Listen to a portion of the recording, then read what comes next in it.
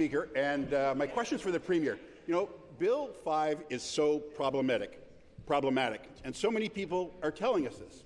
Even the member from Lambton-Kent Middlesex is speaking out against the backroom deal for the Dresden dump that's included in Bill 5. He knows it stinks. The Premier knows it stinks. We all know it stinks. And even though there hasn't been garbage there for some 30 years, we can smell it all the way from here. So, Speaker, will the Premier do the right thing, put the people of Dresden first, and not his donors? I recognize the Minister of the Environment. Thank you, Madam Speaker. Let me be clear.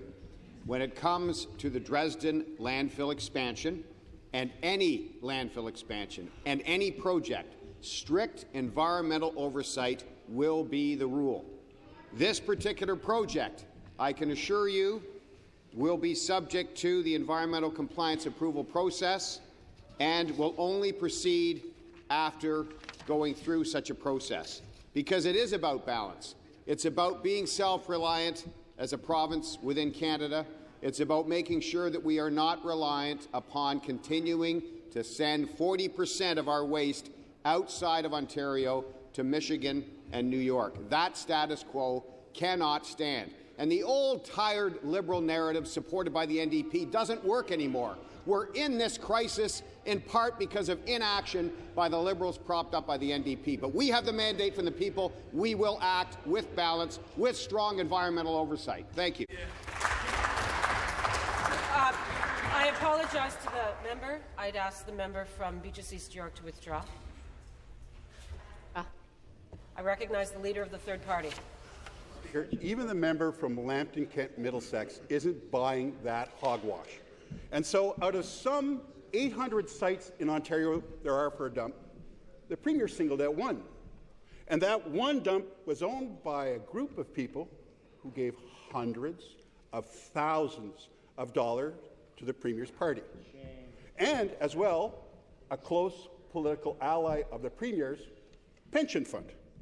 So what's really interesting here in Ontario right now is just what money can buy. So, Speaker, through you, will the Premier do the right thing, put the people of Dresden first, listen to his MPP from Lambton-Kent Middlesex, and put a pause on Bill 5? Minister of the Environment. The expansion of the existing landfill, Madam Speaker, at Dresden is part of a series of expansions.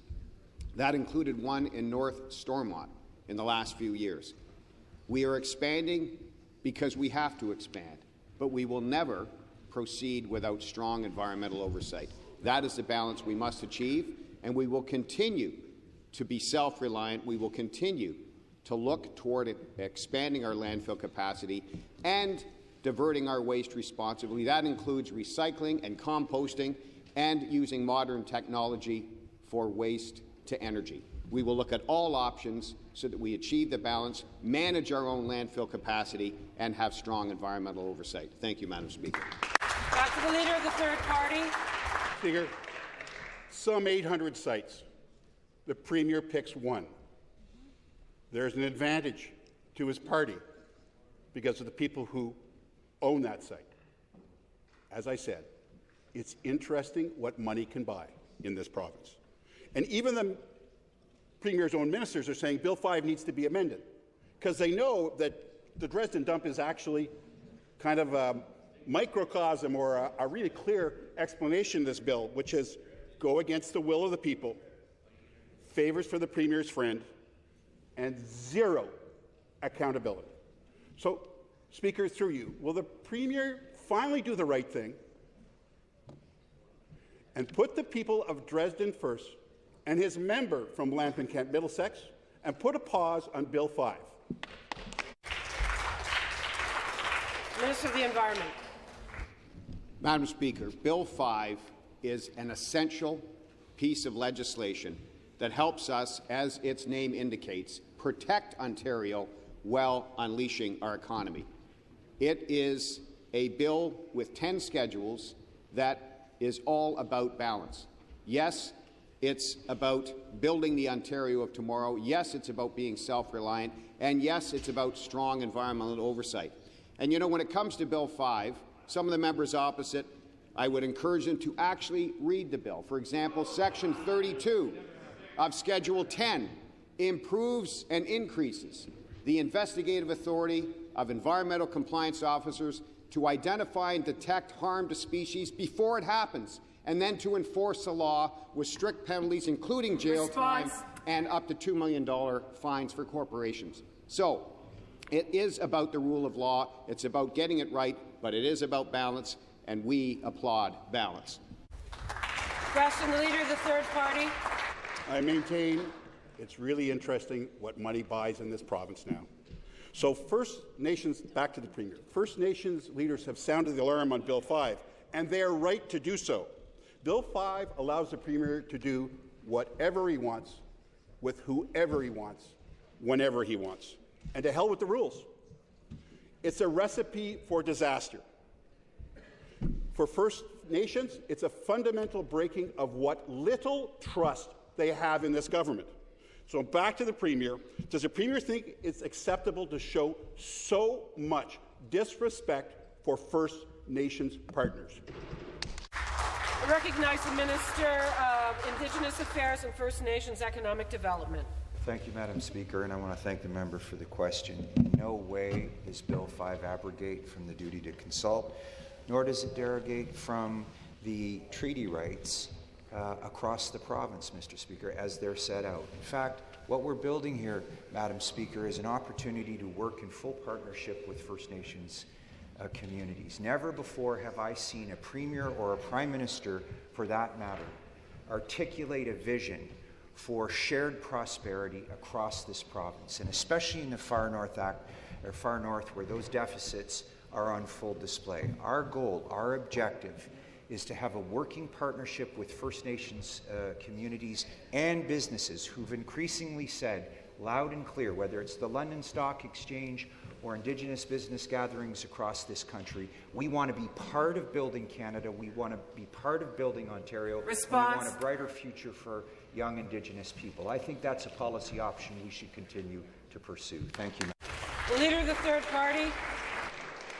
Thank you, Speaker. And back to the Premier.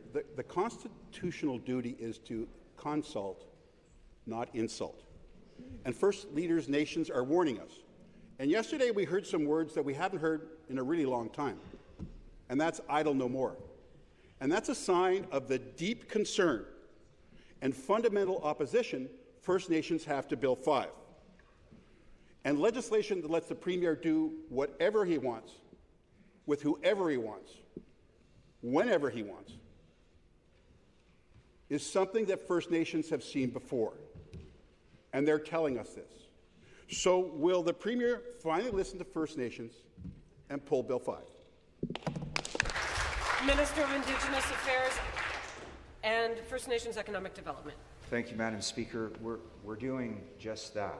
In fact, we've endeavoured to enter into community partnership agreements with First Nations communities across this province to ensure that they are an essential part of building the legacy infrastructure that's required to support many of these resource projects because they reflect the common interests and goals of those regions. I'm thinking of Pikangikum First Nation, Sandy Lake First Nation, 10,000 First Nations communities in the far northwest who are going to be involved in building a bridge across the mighty Barrens River so that those folks can get in and out of their communities all year round, that they can unleash the potential, Madam Speaker, for a fiber basket to enter into commercial forestry enterprise and create an opportunity for a critical mineral mine. Response. Example after example.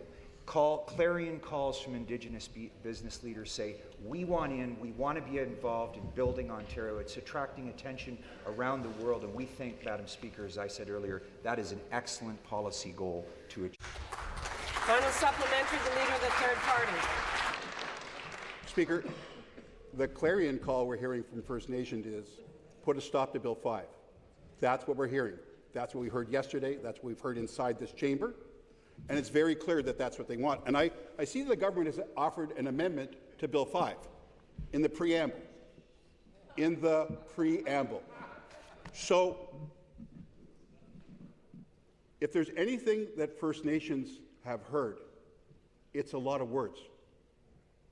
They were looking for action, not more words in a preamble.